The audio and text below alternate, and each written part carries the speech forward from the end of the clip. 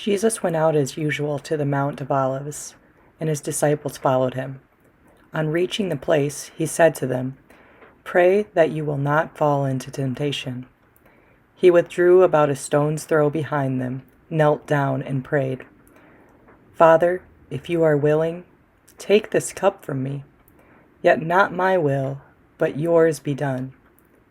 An angel from heaven appeared to him and strengthened him. And being in anguish, he prayed more earnestly, and his sweat was like drops of blood falling to the ground. Jesus knew the pain and the suffering he was about to experience. Do you feel his struggle? Have you ever asked God to remove you from a painful situation?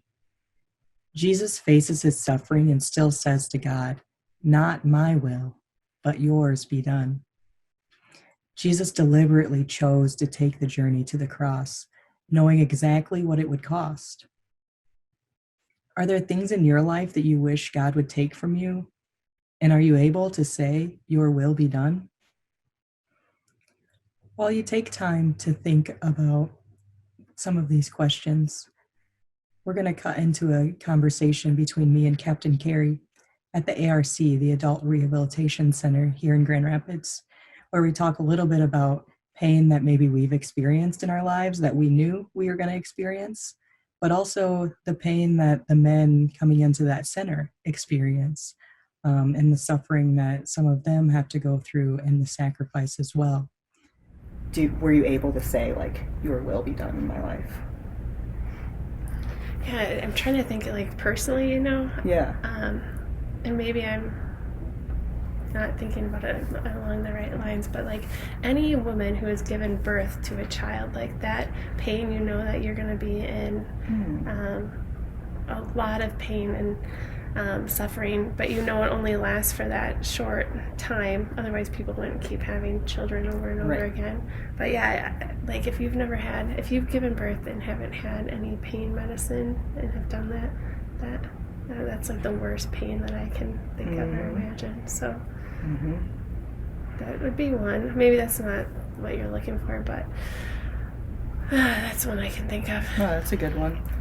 And then along the lines of, like, here in the center, just thinking the same thing of a lot of men are going to come in knowing that they're going to have to suffer. And I think one thing I was thinking of was that men that come in here probably don't know how much. Right. How much they're going to have to give up. They know that it's going to be a sacrifice, but they don't really know the extent of what they're walking into.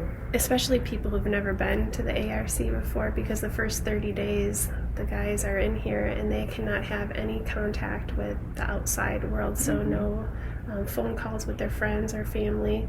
They can't leave this building for the first 30 days. The only place they can go is in the smoke room or the outside rec area that is fenced off. So 30 days, it is a long time to give up freedom, really. And they know they're suffering, but they are also coming from a very difficult lifestyle where they have been suffering in a different way. So that first 30 days, there are a lot of things like the withdrawals that they go through, just a completely different way of life. People have lived on, not everybody who comes into the ARC, but lived on the streets and have been homeless. So even though they're giving up their freedom, they're also gaining some stability and just that feeling of being clean and sober. And then I know a lot of guys that I've talked to have had a hard time, like, giving up the cup. Like, that's the biggest thing is, like, how do I surrender and how do I actually say, yeah, your will be done? Right, because it's been their whole way of life, the pattern of thinking, just the way they've done everything. It's impacted their life in so many ways. And then to give that up because that's what they know,